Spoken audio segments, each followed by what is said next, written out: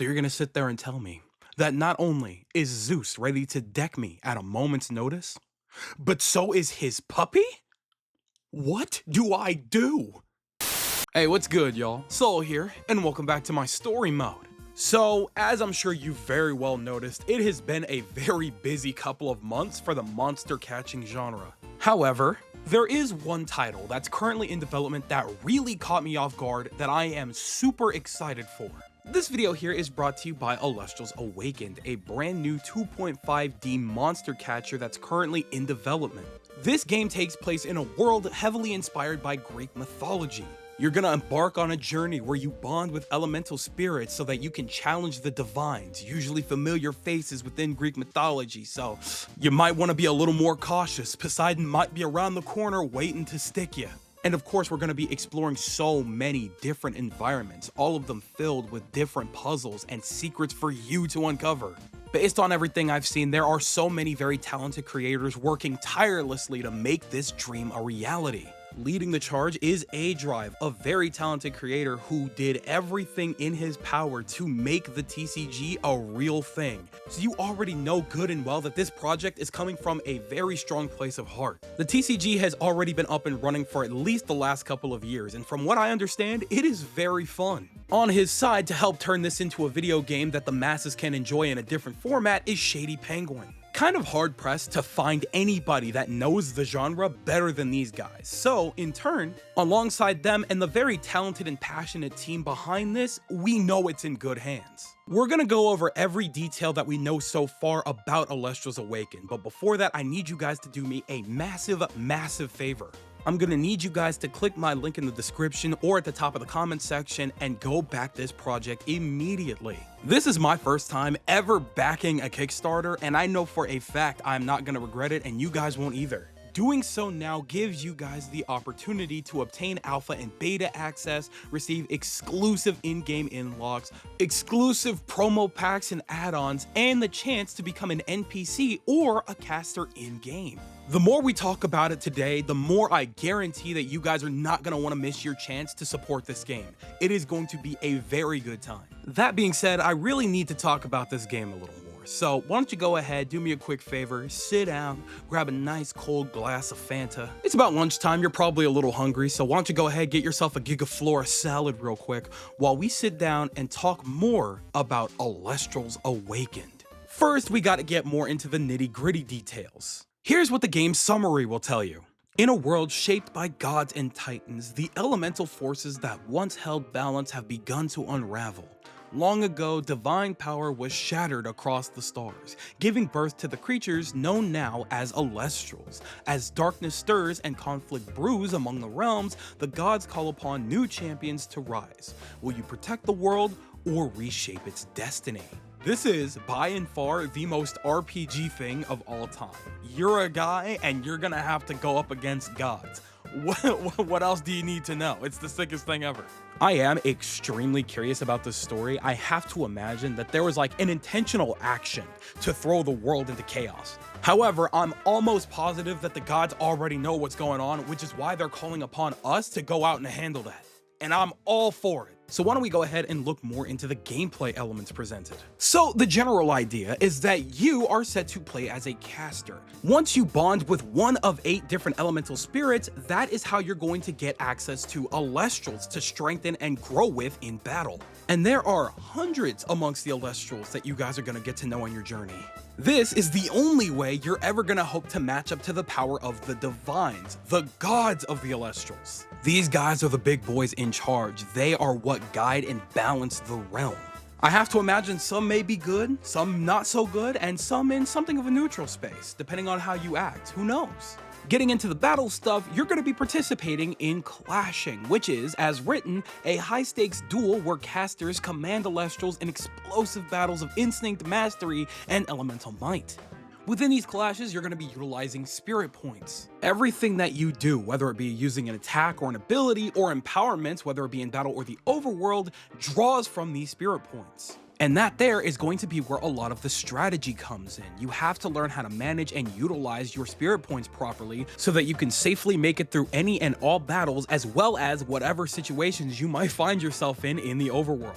But I really like the concept of resource management in this type of situation.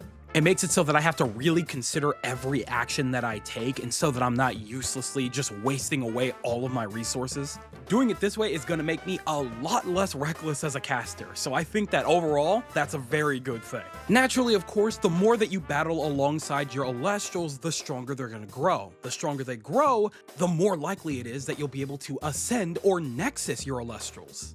Ascending is essentially this game's evolution process. By utilizing spirit power, Elestrals will grow into bigger and badder forms, and alongside that, they'll get enhanced abilities. So naturally, you're going to be incentivized to participate in a lot of clashing if you want to get your power up. However, another really important and critical aspect of this is the possibility of nexusing. Essentially, to nexus is to transform an Elestral's elemental spirit. Not only does this change its physical properties, but it also unlocks new abilities and much more potential than you might have found in its original form. You really never know what you're gonna need on a journey like this one, so I imagine you're gonna be hella incentivized to Nexus a lot. It's gonna be an ongoing experimental situation that you're gonna be playing around with a lot during your adventure. Well, you know what, I can't actually speak for you, but I know for a fact I definitely will. As we already know, we are able to bond with one of 8 elemental spirits. We have Earth, Fire, Water, Thunder, Wind, Frost, Solar, and Lunar. I personally have always been a little bit more of a night owl myself. I like nights, I like the dark, you know? So something probably within the lunar space might be something for me, I don't know. But then you take a look at the spirits that we have access to, and it changes the game because these designs are really nice. Representing the Earth Elemental, we have Tyratlas. Very heavily messed with this adorable design. I actually got a better look at its design through the cards, and I really like the insect situation that it's going. It's an insectoid, right? It's kind of like a beetle that's carrying a rock. That's perfect.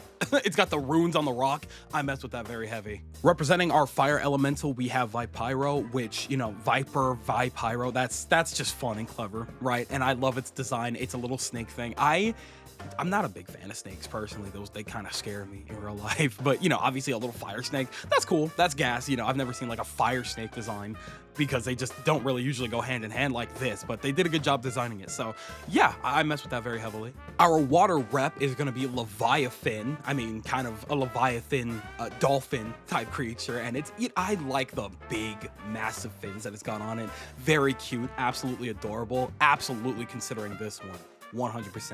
But there is one that I'm looking more towards. We'll get to him. Representing our Thunder Spirit, we have Zaptor. Very fun and adorable design. Usually when you think like dinos or like raptors or anything of that caliber, you're usually thinking like rocky terrain or like ground, something along those lines. So an electric raptor, a little speed demon that might take a chunk out of you at a moment's notice. Yeah, that's my type. I like that a lot. Representing our wind spirit, we have Licorice, which I can't think of a better possible design for a wind spirit. I'm thinking like Aeolus, right? These are the things floating around him. These are what a wind spirit's surrounding Aeolus, like being the support, would look like, these little guys. And I absolutely adore this design so incredibly much. One of the representatives of the frost elements would be Flurmine here, and this little frost cat, I have to imagine this has got to be a lot of people's favorites, right? Amongst the cards, like this one is absolutely like top 3 most adorable from what I've seen so far. It's got those big eyes, the bright smile, and that massive bushy tail that you want to just sleep on. Yeah, I like this one too. Wow. Representing one of our solar spirits, we have Luminape, which, I mean, this one was a given, right? I could definitely see in the design room everybody losing their minds when they're like, this one's got to be like Sun Wukong, right? This has got to be our big monkey man, right? This has got to be our boy. I'm sure the card game has already good and well revealed what Luminape turns into, but I don't want to spoil myself, so don't tell me if you know. But I would really like to see if Luminape takes on that kind of like that design, that embodiment of Sun Wukong, right? It's got the runes and everything. It's just, it looks like it does have that type of energy, and I'm super for it. So Luminape might be my potential choice. However, it only comes second to our lunar representative, one of them being Owloon. Now, this is literally the night owl. I literally just said this like 5 minutes ago. Yeah, this is the one. If it's not Luminape, it's for sure Owloon. These two have been going back and forth for me ever since I first saw them, and I really adore these spirit designs. And what's crazy is I just talked about the general example spirits that we have here. There are so many different spirits to choose from, it's absolutely insane. Depending on the spirit that you choose, they will in turn birth Elestrals that you're going to get to know and learn and fight alongside. And that in of itself is going to change up your strategy and the way that you play and move around in this game by a wide mile. The replayability in that concept alone is crazy. I don't think you understand. On top of all of this, there's also the potential of you running into a stellar rare Elestral. So think of a shiny Pokemon, right? It's got a unique alternate coloring, you get to show it off to your friends and family. That's cool and dandy and all. But what if I told you that a shiny in this instance comes with its own unique abilities and features? It's something completely different from its original form, and you know what? That is all the more reason for me to go out and hunt for that.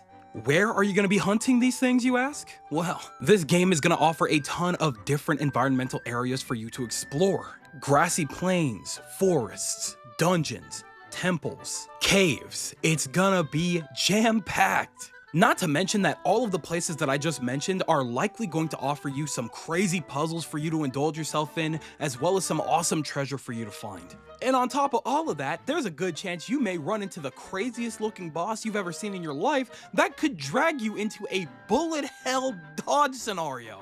I'm sure a lot of you guys have played a lot of Legends Arceus or even a lot of Legends EA at this point to see what kind of situations you're going to end up in. However, anybody that's familiar with something like Binding of Isaac or Cult of the Lamb or anything roguelike of that style already good and well knows what kind of situations you're really going to end up in. Overall though, generally speaking, this is nothing short of the most genuine passion project I have ever seen, and I am super excited to get into it when it officially releases. Whether you're into monster catching RPGs or just general RPGs or maybe just general TCG stuff related to this game or others, this might have a little something for everybody. Which is why I truly believe that you will not regret backing this game in the slightest. For anybody that's looking for a real challenge, they have already reached their goals to not only add a permadeath mode, but a randomizer mode as well to really shake things up for you. At the time of this recording, we're still working toward the speedrun mode stretch goal, and I really would love to see it reach that, because I can't wait to see what kind of absolutely absurd strategies people come up with when running through this game over and over again. So, again, I'm gonna ask you guys this favor, get this game up. We gotta get this sucker as high as humanly possible to achieve all of the goals that it can possibly reach, because I think that this game has the potential to be something really special, and I know you guys and I are really gonna have a good time with it. The game will be releasing on PC and Nintendo Switch as of now, so there's probably a good chance you have at least one of those two things to be able to indulge in it. I own both, but maybe we'll see about that Nintendo Switch edition, because I really would like to be able to take that with me on the go. But hey, you know what? Maybe that's just me. Thank you again to A-Drive, Shady, and the team for allowing me the opportunity to talk about this game. I was more than happy to do so because this game looks really fun, and I cannot wait to get my hands on it as soon as humanly possible. I'm backed it. I backed it. You know, I'm here. I'm with this. I'm supporting this game full stop. You know what I'm saying? I'm with it. Might even look into the TCG sooner or later. I'm very scared about that though, because I'm not the greatest at card games, but you know, if there's any time to learn, it could be now. So I'm really looking into that. But for the most part, again, guys, make sure to click the link in my description. Go ahead and support and back this very passionate project. We're gonna want to see what this turns out to be, because yeah, we're this one's looking really good. Overall though, I think I've just about said my piece, so I'm passing the mic over to you guys, and I want you guys to tell me everything that you're thinking in the comment section below. Does this look like something you could get into? Are you excited for the potential of a new, fresh monster catcher RPG that could really spice things up in the genre? Any specific spirit types you're looking to get into? Any Elestrals that you've seen that you might be interested in? Tell me everything that you guys are thinking in the comment section below, because you know for a fact that I'm always gonna be down there with you guys. But with that, it does appear to be skedaddle o'clock, so I'm gonna go ahead and do just that. I'd like to thank you guys ever so much for watching. I truly do hope you enjoyed. Do me the greatest favor of dropping a like and a comment, and consider subscribing for more content just like this here. And with that, I'm gone. So thanks again, hope you enjoyed, and I'll be seeing you guys in the next video. Do me the greatest favor of taking good ass care, and I'll see you all next time. Bye.